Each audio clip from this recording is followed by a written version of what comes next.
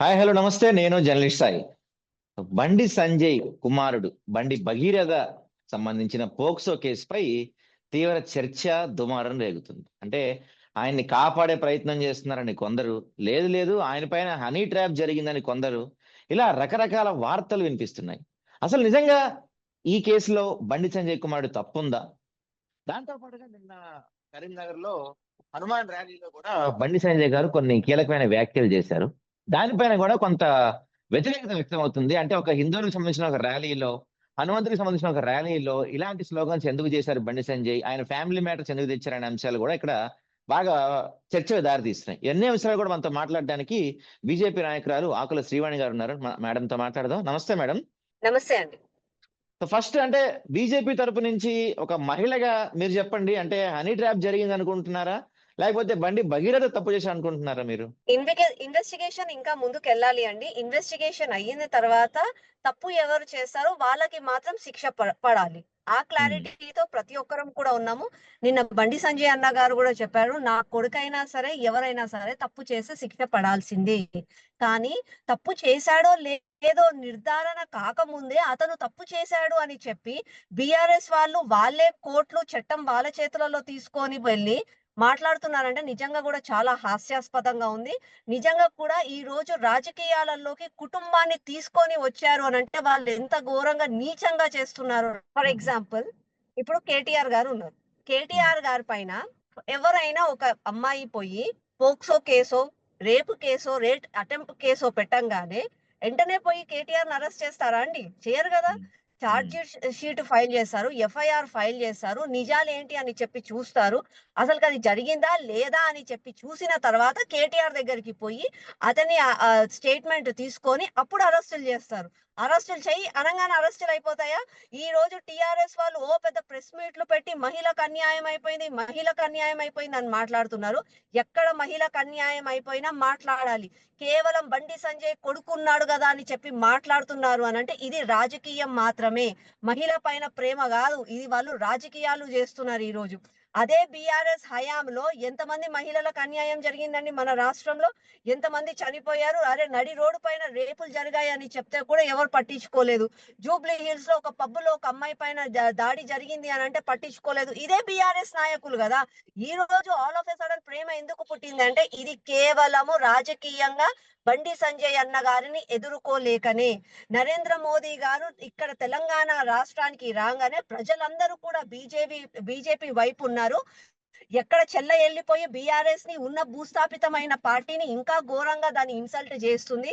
వాళ్ళు మళ్ళా గెలిసే పరిస్థితి లేదు, మేము కూడా ఉన్నాము, బీఆర్ఎస్ కూడా అస్తిత్వం కాపాడుకోవాలి అని చెప్పి ఇప్పుడు తెలంగాణ రాష్ట్రంలో ఉన్న పెద్ద లీడరు, ఒక ఫేమ్ ఉంది, మాస్ ఫాలోయింగ్ ఉంది, ప్రజలలో మెప్పు ఉంది, అట్లాంటి నాయకుడిని డిఫేమ్ చేద్దాము, డైవర్ట్ చేద్దాము అని చెప్పి బీఆర్ఎస్ వాళ్ళు 6 గ్యారెంటీలు 420 హామీలు ఇచ్చి ప్రజలకు ఏమి చెయ్యట్లేదు. ప్రజలు రేపు ఏం అడుగుతారు, ఏం మొహం పెట్టుకొని మేము రోడ్ల పైన తిరుగుతాము, కాబట్టి డైవర్షన్ చేద్దాము, ప్రజలకు మాయ మాటలు చెప్దాము, ప్రజలకు మాయలను చూపిద్దాము అని చెప్పి ఈ రోజు డైవర్షన్ పాలిటిక్స్ చేస్తున్నారు కాంగ్రెస్ బీఆర్ఎస్ వాళ్ళు. ఇప్పటికైనా మేలుకోవాలి. రాజకీయాలలోకి వచ్చింది రాజకీయంగా ఐడియాలజీ కోసం పోరాడడానికి, ప్రజల కోసం పోరాడడానికి, కానీ రాజకీయాలు అడ్డు పెట్టుకొని సొంత కుటుంబ సభ్యులను బయటికి తీసుకొచ్చి వాళ్ళ పైన రివెంజ్ తీసుకోవడానికి, వాళ్ళని శత్రువులుగా మార్చుకొని మేము మీ పైన దాడులు చేస్తామని చెప్పి ధమ్కీలు ఇవ్వడానికి రాజకీయాలు వాడుకుంటున్నారు. అలాంటి వాళ్ళు సిగ్గుచేటు. అలాంటి వాళ్ళు రాజకీయాల పేరు మీద తప్పులు చేస్తున్నారు. ఇప్పటికైనా వాళ్ళు మేలుకోవాలి. Right madam. అయితే గతంలో ఇందాక మీరు బీఆర్ఎస్ ని కంపేర్ చేస్తూ మాట్లాడుతున్నారు కాబట్టి, గతంలో బీఆర్ఎస్ వాళ్ళు కూడా అంటే వాళ్ళకి సంబంధించిన కేసులు ఏమన్నా వచ్చినా, ఏం జరిగినా తెలంగాణ పైన దాడి, జై తెలంగాణ స్లోగన్స్ చేసేవాళ్ళు. ఇప్పుడు మీరు కూడా అదే దారిలో వెళ్తున్నట్టు కనిపిస్తుంది. అంటే ఇది మీ బండి సంజయ్ గారి కుటుంబ వ్యవహారం, దీనికి హిందువులకి ఏంటి సంబంధం? ఎందుకు ఆయన హిందువుల నేను ర్యాలీలో, ఒకటి ఒక చెప్తున్నా, హనుమాన్ ర్యాలీలో ఒక ఇలాంటి వ్యాఖ్యలు క్లారిటీ చేయాల్సిన అండి, అవసరం? ఒక్క క్లారిటీ ఏందండి, మీరు ఉమ్, అన్నట్టుగా ఉమ్, దీనికి ఎవరికి సంబంధం లేదు. ఇది రెండు ఉమ్, కుటుంబాల మధ్యలో జరిగిన ఇష్యూ. ఒక ఉమ్, అమ్మాయి నాకు అన్యాయం జరిగింది అని కంప్లైంట్ ఇచ్చింది, ఒక అబ్బాయి నాకు అన్యాయం జరిగిందని కంప్లైంట్ ఇచ్చారు. ఆ ఉమ్, కంప్లైంట్ పోలీస్ వాళ్ళు దాన్ని దర్యాప్తు చేస్తారు. నిజమా ఎవరి తప్పు ఉంది, ఎవరు ఒప్పు ఉంది అక్కడ, తప్పు చేసిన వాళ్ళకు శిక్ష ఇచ్చే బాధ్యత ఎవరిదండి? పోలీస్ ఉమ్, వాళ్ళది, చట్టంది, న్యాయంది. మళ్ళా ఓకే. నువ్వు టిఆర్ఎస్ వాళ్ళు ఎందుకు కేసులు వచ్చి కేసు తీసుకోండి, అరెస్టులు చేయండి అని ఎందుకు చెప్తున్నారు? బండి ఉమ్, సంజయ్ అన్న గారి పేరు ఎందుకు బయటికి తీసుకొస్తున్నారు? వాళ్ళ సొంత ఉమ్. యూట్యూబ్ ఛానళ్లలో, వాళ్ళ సొంత మీడియాలలో సొంతంగా పెట్టేసి ఏదో పబ్లిసిటీ ఎందుకు చేస్తున్నారు? ఒక వార్త బ్రేకింగ్ కూడా, న్యూస్ వేయాల్సిన అవసరం ఒక ఏముందండి? ఈ రోజు రాష్ట్రంలో అకాల వర్షాలలో రైతులకు నష్టం అయ్యింది. ఈ రోజు ఒక ప్యాడీ వార్త కూడా బలంగా ప్రొక్యూర్మెంట్ వినిపిస్తుంది. చేయట్లేదు. ఈ ఒక రోజు వార్త కూడా మహిళలకు బలంగా అన్యాయం అయింది. వినిపిస్తుంది. వైద్యానికి పోతే ఆసుపత్రులు నడవట్లేదు. ఒక రాజకీయ పార్టీ అన్నప్పుడు ప్రజల కోసం మాట్లాడాలి. ఈ రోజు భూగర్భ జలాలు ఎండుకపోయి కనీసం తాగుదామంటే నీరు దొరకట్లేదు ప్రజలకి. ఇన్ని సమస్యలు ఉన్న తెలంగాణలో కేవలం బండి భగీరథ్ ఒక్కడే కదా అయిపోయింది ఇప్పుడు న్యూస్ అంతా. అంటే నీ దగ్గర ఉన్న తప్పులన్నీ, నీ దగ్గర ఉన్న బాధలన్నీ పక్కన తప్పేసి కేవలం బండి భగీరథ్ అంటే బండి సంజయ్ కొడుకు, అరే ఈయనను పట్టుకుందాము, ప్రజలకున్న తప్పు, ప్రజలకు ఏవైతే బాధలు ఉన్నాయో ఆ బాధలన్నీ నేను ఎలాగో తీర్చలేము కాబట్టి మేము ఇవి పట్టుకొని తిరుగుతామని చెప్పి కాంగ్రెస్ బీఆర్ఎస్ వాళ్ళు చేస్తున్న నాటకాలు ఇవి. అంతేగాని ప్రజలందరికీ కూడా తెలుసు, ఈ రోజు మేము ధర్మంని ఫాలో అవుతామండి. మా పార్టీ ఐడియాలజీ ఒక్క గాని, నిమిషం మా మేడం. సొంత ఐడియాలజీ గాని ఒకటే, తప్పు చేసిన వాళ్ళకు శిక్ష పడాలి. కానీ రైట్. తప్పు ఎవరు చేశారో అది నిర్ధారణ అయ్యే వరకు ఆగాలి. ఈలోపు అంటే ఇప్పుడు బీజేపీకి సంబంధించిన బండి సంజయ్ సంబంధించిన కొంతమంది ఆఫీస్ నుంచి కాల్స్ వచ్చాయి మాకు, ఈ అంశం గురించి మాట్లాడకండి, మాట్లాడినా హనీ ట్రాప్ జరిగిన వేలో మాట్లాడండి, ఈ అంశాన్ని కవర్ చేస్తూ మాకు సపోర్ట్ చేయండి అని చెప్పి డబ్బులు ట్రాన్సాక్షన్స్ కూడా జరిగినాయి అని చాలా మంది ఛానల్స్, యూట్యూబ్ ఛానల్స్ వాళ్ళు ఆ బయటికి ఆ చెప్తున్నారు. ఇష్యూ నాకు తెలియదండి. ఆ ఇష్యూ నాకు తెలియదు. కానీ ఓకే, నేను ఈ ఓకే. ఈ ఇష్యూ సాయి భగీరథ్ ఇష్యూలో నేను ఒకటి చెప్తాను. ఉమ్, నాకు కూడా ఆ కుటుంబ సభ్యులు అంటే సాయి భగీరథ్ కుటుంబ సభ్యులే గాని, ఆ ఇంకొక అమ్మాయి కుటుంబ సభ్యులే కానీ మాకు గాని ఎవరికి గాని వివరాలు డైరెక్ట్ గా చెప్పలేదు. మీకు ఉమ్, తెలిసినా మాకు తెలిసినా త్రూ మీడియాలోనే తెలుస్తుంది. మీడియా ఉమ్, ట్రయల్స్ లో నడిచింది. ఉమ్, బీఆర్ఎస్ పార్టీ వాళ్ళు, కాంగ్రెస్ వాళ్ళు రాజకీయంగా చెప్పేది మాత్రమే మనకి తెలుస్తుంది. ఉమ్, నిజాలు ఏంటి అన్నది నా పోలీస్ చెప్పలేదు, నా కుటుంబ సభ్యులు చెప్పలేదు. మనకేం ఓకే. తెలిసిందండి? ఆ అమ్మాయి ఏమో నా పైన రేప్ జరిగింది అని వాళ్ళు కంప్లైంట్ ఇచ్చారని తెలిసింది. ఉమ్, అబ్బాయి ఏమో నా పైన హనీ ట్రాప్ జరిగింది అని అంటున్నారు. హనీ ఉమ్, ట్రాప్ జరిగింది అని చెప్పి వీళ్ళు ఎన్నో నంబర్ ఆఫ్ ఫొటోస్ పెట్టారు. ఉమ్, అమ్మాయి అన్నం తినిపిస్తుంది, వాళ్ళ అమ్మ సొంత అమ్మనే బగ్గి అని చెప్పి చాలా ఆప్యాయంగా మాట్లాడుతుంది. వాళ్ళ ఉమ్, ఇంట్లో తిరిగిన ఫోటోలు, కేక్ కట్ చేసుకున్న ఫోటోలు, ఏమంటారు దేవస్థానాలకు తిరిగిన ఫోటోలు, దావత్లకు తిరిగిన ఫోటోలు అన్ని చూపిస్తున్నారు అక్కడ. ఉమ్, ఇక్కడ సైడ్ నుంచేమో లేదు నన్ను ఫోర్సబుల్ గా చేశారు అని ఇక్కడ చెప్తున్నారు. మనం ఓకే. ఇవన్నీ చూసి ఎలా కమెంట్ చేయగలుగుతామండి?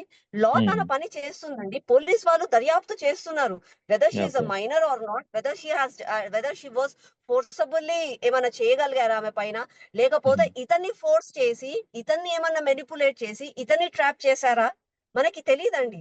మనం కేవలం మీడియాలో ఉన్న దాని కోసం కమెంట్ చేస్తున్నాం కానీ నిజాలు ఎవరికీ కూడా తెలీదు. కాబట్టే నేను ఇందాక మీకు ఎగ్జాంపుల్ గా చెప్పాను. కేటీఆర్ పైన కేసు పెట్టంగానే కేటీఆర్ ని ఎవరు అరెస్ట్ చేయరండి. మన ఉమ్, న్యాయం, మన చట్టం అలా కాదు. ఇంకొక చిన్న ఓకే. ఎగ్జాంపుల్ చెప్తాను. కసబ్ అని ఒకడు పాకిస్తాన్ నుంచి వచ్చి మన వందలాది మందిని కాల్చి చంపాడు. నడి రోడ్డు పైన సీసీ ఉమ్, కెమెరాలు ఉన్నాయి. అయినా అన్ని ఉన్నా సరే అతని సంవత్సరం తర్వాత కూడా మనం ఉరి తీయలేకపోయాం. ఎందుకంటే అవును. మన చట్టం మనకు లభించిన స్వేచ్ఛ అది. అంటే తప్పు చేసిన వాళ్ళైనా సరే, ఎవరైనా సరే వాళ్ళకి చెప్పే అధికారం వాళ్ళకి ఇస్తారు. అది ఒక ఒక ప్రాసెస్ లో పోతుందండి. ఆ ప్రాసెస్ ఓకే. లో పంపియాలి కానీ అన్ని నీ చేతిలో తీసుకొని అరే వీడి పైన కంప్లైంట్ వచ్చింది, వీడిని ఊరి కంబం ఎక్కియాలి, వీడిని చంపేయాలి అనడం తప్పు. రైట్. కాన్స్టిట్యూషన్ ఎందుకుంది? యువర్ ఉమ్, ఒకవేళ ఇలా ప్రశ్నిస్తూ పోతే your insulting the highest constitution of our India. మనం ఉమ్, కోర్ట్ ని ఇన్సల్ట్ చేస్తున్న వాళ్ళం అవుతాం. కాబట్టి ఉమ్, ఇప్పటికన్నా బీఆర్ఎస్ వాళ్ళు మేలుకోవాలి. అండ్ ఇంకొక చిన్న సజెషన్ నేను చెప్తున్నాను. ఈ రోజు బీఆర్ఎస్ వాళ్ళు ఎవరైతే ఈ చిల్లర రాజకీయాలు చేస్తున్నారో ప్రతి ఒక్కరికి ఇంట్లలో పిల్లలు ఉన్నారండి. ప్రతి ఒక్కరి పిల్లలకి ఫ్రెండ్స్ ఉన్నారు. ప్రతి ఒక్కరితో గొడవలు వస్తాయి. ఇయాల కాకుండా రేపన్నా గొడవలు పడతారు. ప్రతి ఒక్కరు అమ్మాయిలతోటో అబ్బాయిలతోటో ఫ్రెండ్స్ లాగా కలిసి తిరుగుతారు. ప్రతి ఒక్కరికి సోషల్ లైఫ్ ఉంది. అందరూ కూడా ఉన్నారు. కాబట్టి పిల్లలను రాజకీయాలకు కలపొద్దు. నీకు గొడవ పడేది ఉంటే నువ్వు బండి సంజయ్‌తో గొడవపడు. నీకు గొడవ పడేది ఉంటే బీజేపీ ఐడియాలజీతో గొడవపడు.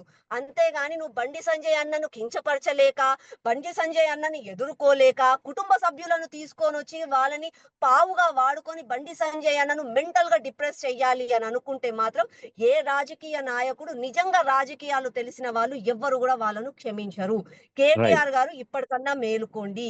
మీ ఫామ్ హౌస్ లలో జరిగిన చరిత్ర మాకు తెలుసు. మీ పిల్లల చరిత్రలు మాకు తెలుసు. మీ కుటుంబ సభ్యులు, మీ లీడర్ల చరిత్రలు అన్నీ మాకు తెలుసు. కానీ మేము వాళ్ళ గురించి మేము మాట్లాడం. మాకు ఓకే. రాజకీయాలు ముఖ్యం. మేము రాజకీయాలలోకి వచ్చింది ప్రజల సేవ కోసం గాని, కుటుంబాల పైన పగ తీర్చుకోవడానికి మాత్రం కాదు.